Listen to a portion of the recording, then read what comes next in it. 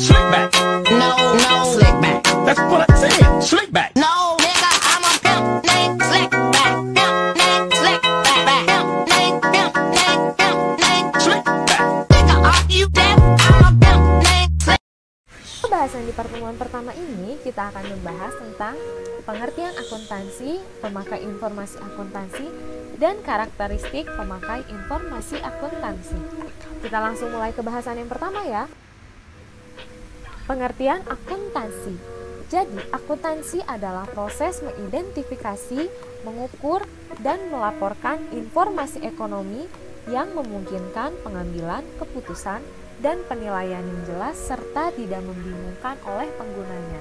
Itu pengertian akuntansi menurut. Selanjutnya, pemakai informasi akuntansi. Nah, jadi akuntansi ini menyediakan informasi untuk berbagai pihak sesuai kebutuhannya. Nah, pemakai atau pengguna informasi akuntansi ini dibagi menjadi dua kelompok. Ada yang tahu apa aja? Yang pertama yaitu pihak internal dan yang kedua adalah pihak eksternal. Nah, bedanya apa sih pihak internal dan pihak eksternal? Jadi, kalau pihak internal itu adalah orang-orang yang langsung berkaitan dengan perusahaan, sedangkan pihak eksternal itu tidak langsung bekerja atau tidak langsung berkaitan dengan perusahaannya. Nah, pihak internal siapa aja sih? Yang pertama yaitu pimpinan perusahaan, yang kedua adalah kepala bagian akuntansi, yang ketiga adalah kepala bagian keuangan, dan yang keempat adalah kepala bagian lainnya.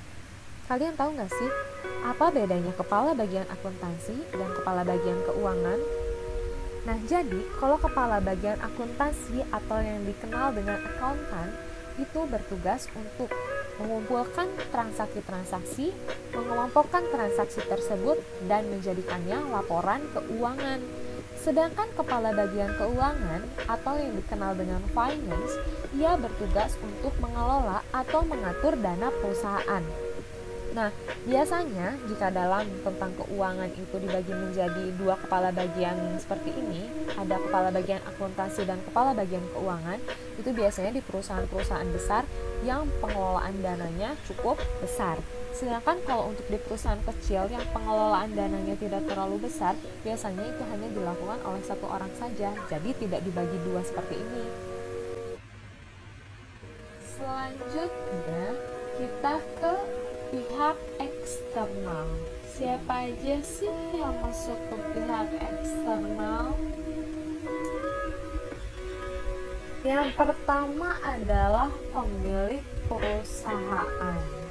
Siapa sih pemilik perusahaan itu? Jadi pemilik perusahaan adalah orang atau badan yang menyediakan modal bagi perusahaan atau biasa kita kenal dengan investor. Yang kedua adalah kreditor.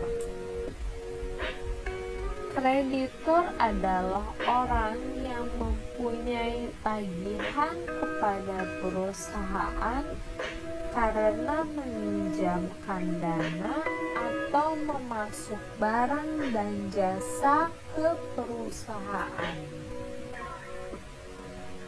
Yang ketiga adalah orang-orang atau badan usaha lain yang menjadi mitra perusahaan.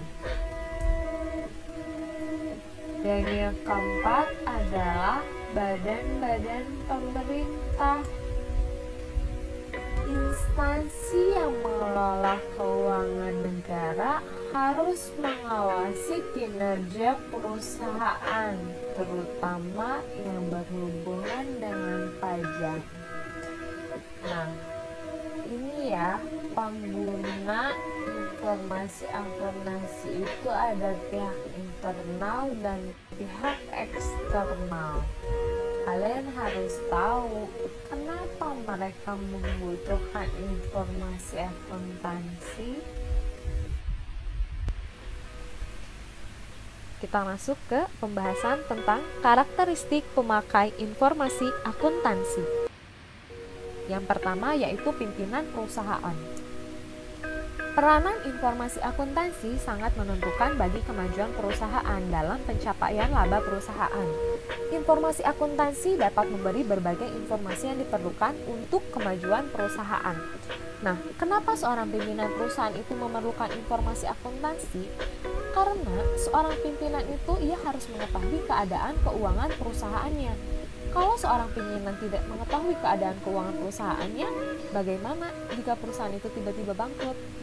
Nah, jika pimpinan perusahaan mengetahui keadaan keuangan perusahaannya, ketika perusahaan mengalami kerugian, seorang pimpinan harus mencari strategi atau promosi apa yang harus dilakukan agar bisa mencapai laba maksimum dan tidak menimbulkan kerugian. Nah, itulah mengapa pimpinan perusahaan memerlukan informasi akuntansi atau harus mengetahui laporan keuangan perusahaannya. Yang kedua adalah pemilik perusahaan. Nah, pemilik ini secara langsung menikmati hasil yang dicapai perusahaan. Jika perusahaan gagal mencetak laba, maka pemilik perusahaan merupakan pihak yang menanggung banyak kerugian. Nah, jadi pemilik perusahaan juga harus mengetahui bagaimana keadaan keuangan perusahaan tersebut. Jika perusahaan tersebut rugi, nah otomatis yang menanggung resikonya siapa? Pemilik perusahaan. Sehingga pemilik perusahaan harus terus mengawasi keadaan keuangan dari